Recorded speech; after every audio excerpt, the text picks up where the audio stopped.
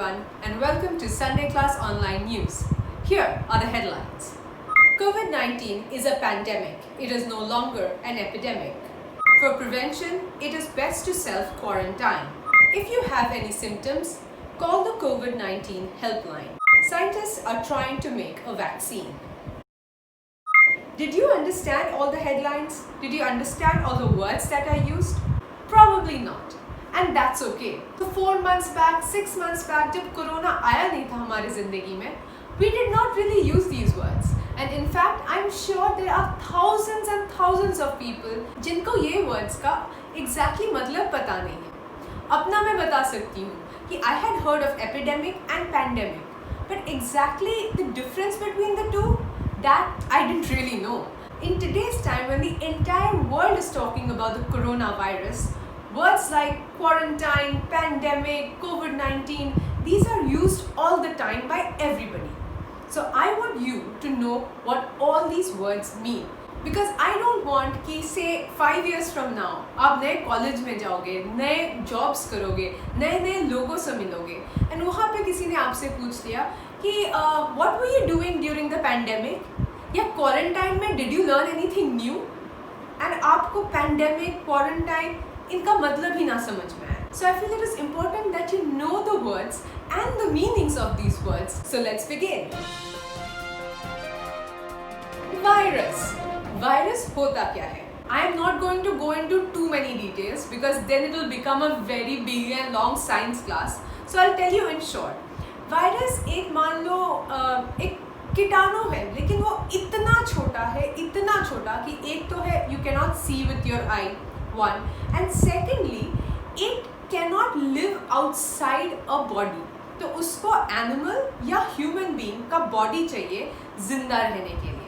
So a virus is always looking for a body to stay in so that it can eat, drink and live there. So there are many types of viruses in the world, and some of them cause diseases like chickenpox, mumps, measles, Ebola. Now that we're talking about viruses, of course हम corona virus की बात तो करेंगे. So can you see the photo? Do you know why this virus is called corona? कुछ और नाम क्यों नहीं दिया? कोरोना ही क्यों दिया? Well, when the scientists saw this virus, can you see those red spikes coming out from all direction? It reminded them of a crown जो sir पे पहनते हैं. Kings, queens, princesses wear crowns on their head. And Latin एक पुराने ज़माने का एक language है. Latin में crown को corona बोला जाता है. So therefore they named the virus coronavirus. So see, you learned something totally new and cool today. I'm sure ये तो आपको पता नहीं था. Now we come to the second word, which is COVID-19. ये भी आपने शायद सुना होगा because news में हमेशा कोरोना या COVID-19 बोलते हैं. So what is the difference? Corona is the name of the virus. So जिससे बीमारी होती है उसको कहा जाता है कोरोना वायरस. बट बीमारी का नाम है COVID-19. तो अगर कोई बीमार पड़ा है कोरोना वायरस की वजह से उसको COVID-19 हुआ है. Got it? Now we come to the third and the fourth word. The third is epidemic. The fourth is pandemic. So it is an epidemic जब कोई बीमारी फैलती है एक शहर में और एक स्टेट में. मान लो कि पूरे उत्तर प्रदेश में एक बीमारी हो गई. It will be called an epidemic because वो फैल के पूरे स्टेट में हो गया है. लेकिन उससे भी खतरनाक, उससे भी बड़ा क्या है? A pandemic. Pandemic मतलब जो पूरे देश में या पूरे दुनिया में फैल गया है. So when COVID-19 started in Wuhan, it was called an epidemic because वो Wuhan region में हो रहा था. Right? From the Wuhan region in China, it spread to the rest of the world. पूरे दुनिया में फैल गया. And therefore, it became a pandemic. So look at this picture carefully. On the epidemic side, you will see कि एक ही area में वो disease हुआ है. All those yellow dots that you see in the green circle, it's only in one part. Look at the side of the pandemic. Those yellow dots are all over the world, and there are so many green circles because that illness, that disease has spread all over. So therefore it is a pandemic. The fifth word is prevention.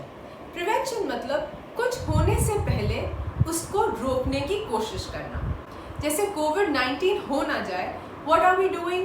Wearing masks, we are social distancing, we are staying in lockdown. So कोई चीज जो होगा उसको रोकने की कोशिश करना, पहले से ही उसको रोकना, उसको कहा जाता है prevention. Then we come to our sixth word. It's called symptoms. So what is a symptom? लक्षण, मतलब कोई साइन, कोई लक्षण है जिससे आपको पता चल रहा है कि कुछ गड़बड़ है। So for example, in COVID-19, the symptoms are that you might get a fever, you might be coughing, or you might have shortness of breath. सांस लेने में दिक्कत हो रही है। तो these are the things, the लक्षण that tell you कि शायद इसको COVID-19 हो सकता है। Now we come to two big words, quarantine and isolation. दोनों का लगभग मतलब सेम है कि दूर रहना, लोगों से अलग रहना, अकेले रहना, so that हमसे किसी को बीमारी ना फैले एंड किसी और से हमको ना फैले। मान लो किसी को COVID-19 हो गया तो वो हॉस्पिटल में गया।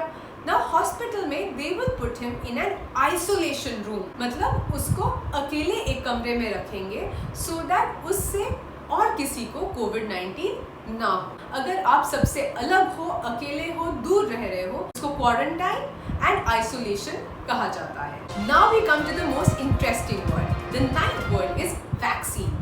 What is a vaccine? A vaccine is different from a normal medicine. Why? Normal medicine हम कब लेते हैं? हम बीमार पड़ते हैं, डॉक्टर के पास जाते हैं, डॉक्टर हमको बोलता है ये दवाइयाँ लो and you will feel better. Vaccine is आप बीमार ना पड़ो इसके लिए दवाई।